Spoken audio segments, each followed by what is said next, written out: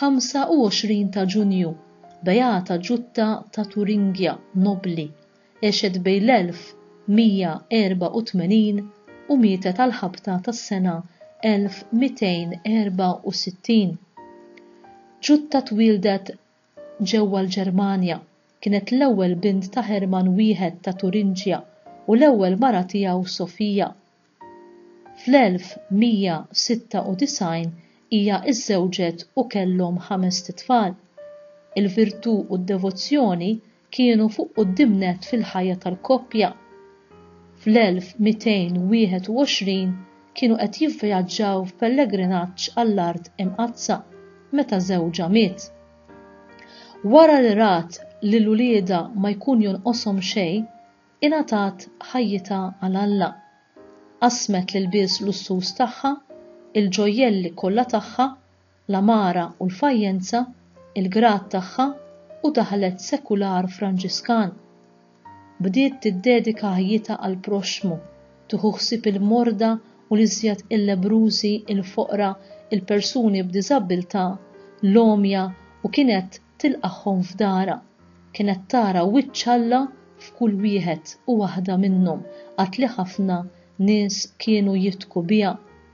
Fis-sena 1260, ftit biss jiem qabel mewta, Ġutta marret f'eremitaġġ ġewwa parti pagana fil-Ġermanja. Ma kinitx tieqaf titlob għal konverżjoni tagħhom. Aktarx mietet fis-sena 1264. Hija il-patruna tal-Prussja.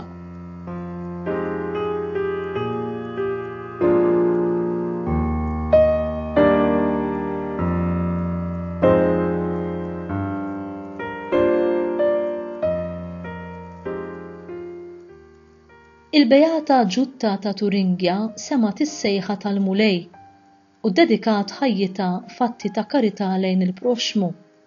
Imma din hija s-sejħa li Alla jagħmel lil kulħadd, mod speċjali lin-nisrani li qed jimxi fuq il-passi ta' Kristu li kien moħħu kif se jagħmel biex iservi lin-nies. Il-karità lejn il-proxmu hi s-sinjal tan-nisrani. Minn dan is-sinjal in-nies taraf li aħna veri segwaċi ta' Kristu. Imma x'tip ta' karità hi mistennija minna? Il-Knisja tgħallem li jeħtieġ li nipprattikaw dawk li jissejħulhom l-opri tal-ħniena. Dan li ġej huwa spjega tal-Papa Franġisku f'udjenza tal-Erba' ta' 12 ta' Ottubru tas-sena 2016 dwar dawn l-opri tal-ħniena. Ġesu qalilna: ħennu bħalma hu ħanin missierkom, Luqa kapitlu 6 vers 36. Dan hu impenn li jisfida l-kuxjenza u l-emir ta' kull nisrani. Fil-fatt, mhux dejjem tagħmel esperjenza tal-ħniena ta' Alla fil-ħajja tiegħek, hemm bżonn li kull min jirċeviha isir ukoll sinjal u strument tagħha għall-oħrajn. Barra minn hekk il-ħniena mhix riservata biss għal xi mumenti partikolari, imma tħaddan il-ħajja kollha tagħna ta' kuljum. Għalhekk, kif nistgħu nkunu xhieda tal-ħniena? Ejjew ma naħsbux li dan ifisser li nagħmlu xi sforzi kbar jew ġesti ikbar milli nifilħu ta' bnedmin li aħna le, mhuwiex hekk. Il-Mulej jurina triq wisq iżjed sempliċi, magħmula minn ġesti żgħar li imma f'għajnejh għandhom valur għoli, tant li hu qalilna li fuq dawn għad isir ħaq minna. Fil-fatt, fost l-isbaħ paġni tal-Vanġelu ta' Mattew insibu it-talim li b'xi mod nistgħu insejħulu it-testament ta' Ġesu min-naħa tal-Evanġelista li daq direttament fil-ħajja tiegħu l-emil tal-ħniena.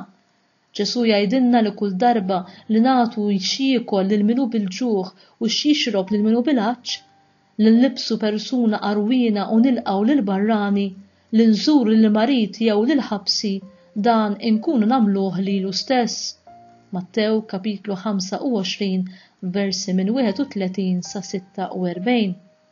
Il-Knisja dawn sejħitilhom opri tal-ħniena korporali għax huma għajnuna lil persuni fil-ħtiġijiet materjali tagħhom. imma hemm ukoll 7 opri tal-ħniena imsejħa spiritwali li jolqtu ħtiġijiet daqstant ieħor importanti fuq kollox illum għax immissu l-intimu tal-persuna u spiss joħolqu dbatija akbar. Żgur li l-koll kemm aħna niftakru waħda li daħlet ħafna fil-lingwaġġ komuni. Nieħdu bis-sabar lil persuni li jdejquna. U minn dawn persuni li jdejquna nsibu ħafna. Taf jidher ħaġa ftit li xejn importanti li ġelna nitbissmu imma fiha sentiment ta' mħabba kbira. U dan jott ukoll għas-sitta l-oħra li tajjeb infakruhom. Għati parir tajjeb lil ħożbien, għallem lil min ma jafx, widdeb lil midinbin, farraġ lil nimniktin, aħfer il-ħtijiet, itlob l-Alla għal-ħajjin u għal-mejtin. Dawn ħwejjeġ tal-ħajja ta' kuljum, kieku taf kemm inħossni mdejja. Dak Alla jgħinek, imma jien m'għandix ħin, le, nieqaf, nisimgħu, naħli l-ħin u nfarġu. Dak hu ġest ta' ħniena u dan inkun namlu mhux biss miegħu imma nkun namlu ma' Ġesu. Matul is-sekli tant persuni sempliċi edwhom fil-prattika u hekk taw xhieda ġenwina tal-fidi. Barra dan il-Knisja fid-dira lejsida għandha mħabba preferenzjali għall-iżjed dgħajfa. Spiss huma l-eqreb nies lejna li għandhom bżonn tal-għajnuna tagħna. M'hemm bżonn noħorġu nfittxu emejja l-kbar xi nwettqu. Aħna nibdew minn dawk l-iżjed sempliċi li l-mulej jurina bħala l-iżjed urġenti f'dinja li b'xorta ħażina hi milquta mill-marda tal-indifferenza. L-opri tal-ħniena huma l-aħjar mediċina. Fil-fatt jedukawna għall-attenzjoni lejn l-iżjed ħtiġijiet bażiċi tal-iċken fost ħutna li fihom hemm preżenti Ġesu. Ġesu u dejjem preżenti hemm. Fejn hemm bżonn persuna li fil-bżonn kemm jekk materjali u kemm jekk spiritwali hemm jinsab Ġesu. Li narfu wiċċu f'dak li hu fil-bżonn hi tassew sfida kontra l-indifferenza. Tenna biex nisru dejjem u nevitaw li Kristu jgħaddi minn biswietna bla ma narfuh. Tiġini f'moħħi il-frażi ta' Sant Wistin: nibża mill-mulej li jgħaddi, nibża mill-mulej għaddej. U jien nibqa' ma narfux li l-mulej jgħaddi minn qudiemi f'waħda minn daw il-persuni ċkejknin fil-bżonn u jien ma nintebaħx li dan hu Ġesu. Nibża li l-mulej jgħaddi u jien nibqa' ma narfux. Staqsejt lil nifsi għaliex Sant Wistin qal li jibża mill-mulej għaddej. Sfortunatament it-tweġiba qiegħda fil-mod kif inġibu ruħna aħna. Spiss aħna moħħna band oħra, indifferenti, u meta l-mulej jgħaddi qrib tagħna, aħna nitilfu l-okkażjoni li nintaqgħu miegħu. L-opri tal-ħdiena jerġgħu qajmu fina il-ħtieġa u l-ħila li l-fidi inżommuha ħajja u ħawtiela bl-imħabba. Jiena konvint li permezz ta' dawn il-ġesti sempliċi fil-ħajja ta' kuljum nistgħu nġibu rivoluzzjoni kulturali vera kif seħħ fil-modi. Jekk kull wieħed u waħda minna ta' kuljum jagħmel minn dawn l-opri din tkun rivoluzzjoni fid-dinja. Imma l-kol kemm aħna, kull wieħed u waħda minna, kemm qaddisin għadhom infakra sal-lum mhux għall-opri kbar li wettqu imma għall-imħabba li għarfu jgħaddu. Naħsmu f'Mater Teresa, ikkanonizzata ftit ilu. Ma niftakruwiex għal ħafna djar li fetħet mad-dinja kollha, imma għax kienet tmil lejn kull persuna li kienet issieq fin-nofs ta' triq biex troddilha id-dinjità tagħha.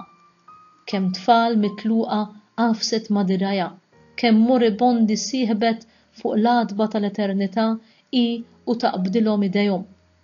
Dawn l-opri ta' ħniena huma l-karatteristiċi tal-wiċċ ta' Ġesu Kristu li jieħu ħsieb tal-iċken fost ħutu biex lil kull wieħed u waħda iwassal l-ewwel lubija ta' Alla. Ħajjenna l-Ispirtu Santu, ħajkebbes fina l-Ispirtu Santu x-xewqa li ngħixu b'dan l-istil ta' ħajja tal-inqas nagħmlu waħda ta' kuljum tal-inqas. Nitalmu mill-ġdid, bl-amment l-opri tal-ħnina korporali u spiritwali u nitolbu lil mulejjenna inqeduhom fil-prattika ta' kuljum u kull darba li naraw lil Ġesu f'persuna fil-bżonn.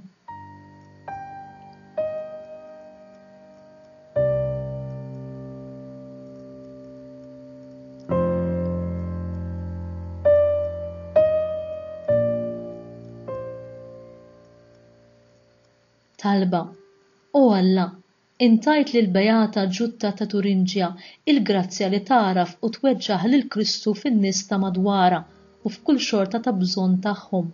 Bit-talb tagħha għamel li nħobbu b'imħabba kbira lil kulħadd, l-aktar lil foqra, l-imġarba u lil dawk li huma diffiċli li nħobbuhom. Nitolbuk dan bi Kristu Sidna. Amen.